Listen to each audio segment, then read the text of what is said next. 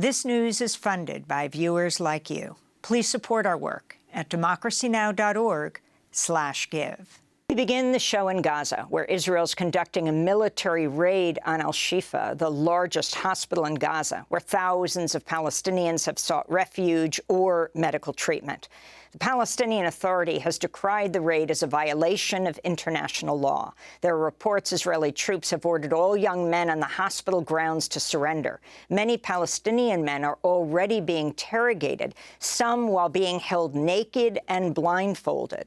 Israel's accused Hamas of placing a command center below Al-Shifa, but Hamas and hospital officials have denied the claim. Israeli tanks are now inside the hospital complex.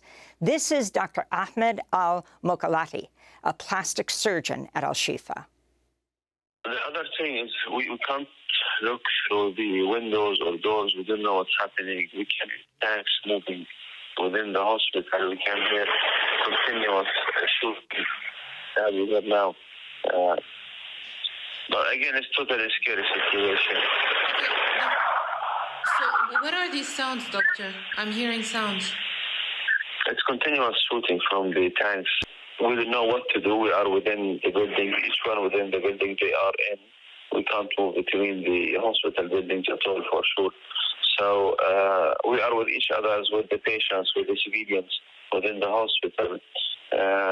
It's totally scary situation. Doctors in Al-Shifa are struggling to keep patients alive, including dozens of premature babies amidst a lack of fuel and the ongoing Israeli military raid. I'm standing here at the ICU at Al-Shifa Medical Complex. The department is suffering after the shutdown of electricity due to the lack of fuel. The health ministry warned about the lack of the fuel.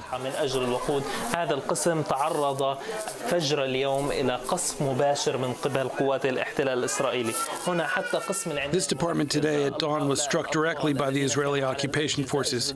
Here also, the ICU and these children, who were on life machines and artificial respiration, were taken into the corridors of the ICU department.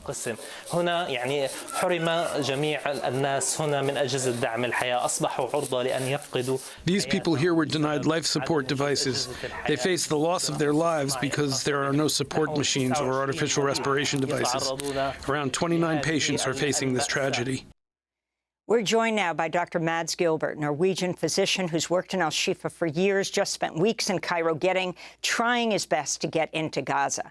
He's a professor at University Hospital of North Norway and the Arctic University of Norway, who's worked with Palestinians since 1981, was in Gaza there during the major Israeli bombardments of 2006, 2009, 2012, and 2014. Dr. Gilbert, where are you right now? Right now, I arrived this early morning in Johannesburg in South Africa. I will be on an invited speaking tour here on Gaza and Palestine.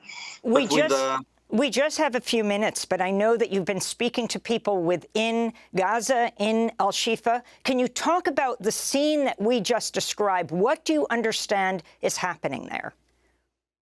If I should choose today between hell and Shifa, I would choose hell. I got a report yesterday from the Minister of Health that 20 out of the 23 ICU patients had died.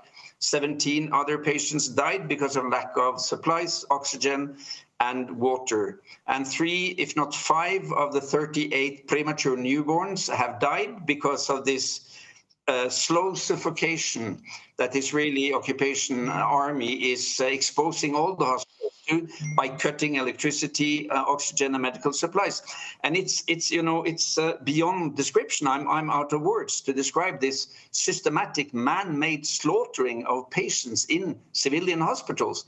And when I heard the crowd in the United States shout, no ceasefire, I think that's the only place on earth where people are supporting Israel. And the other streets of the world are supporting a ceasefire, a human solution, a lift of the siege, and a support for the people of Gaza.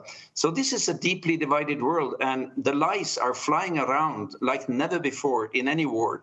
And I think we need to keep our heads and our hearts calm now and understand that what we are seeing is an unprecedented attack on a civilian society occupied by one of the most brutal and ruthless armies in the world, exercising a systematic attack on civilian healthcare, completely against international law and the standards that we want to apply, and being backpatted all the time by the US president. I mean, we're in the darkest time of modern history now. So far, if you look at the UN numbers that are coming out every day in their fact sheets, 40,000 Palestinians have been killed or are missing under the rubble or have been injured for 4 weeks. 40,000, 6,000 of the killed and missing are children.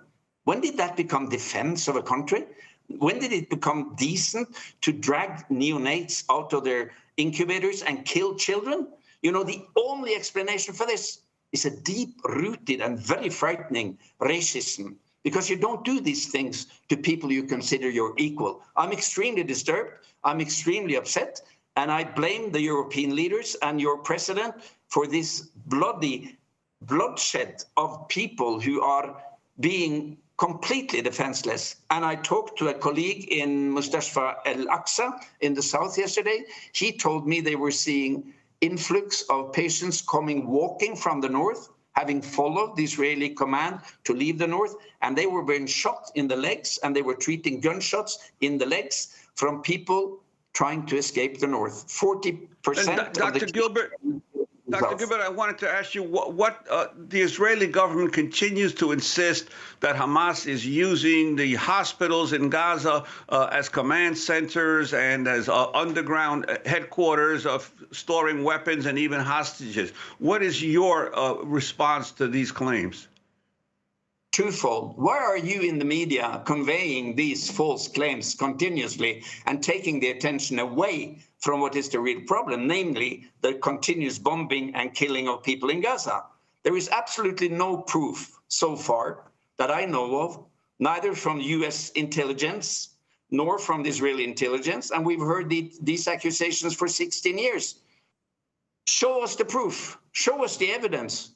And don't forget that the Geneva Convention, the fourth convention, is telling the fighting parties to make both distinction and precaution. If it's a mixed military and civilian target, the civilian precaution takes priority over the military gain.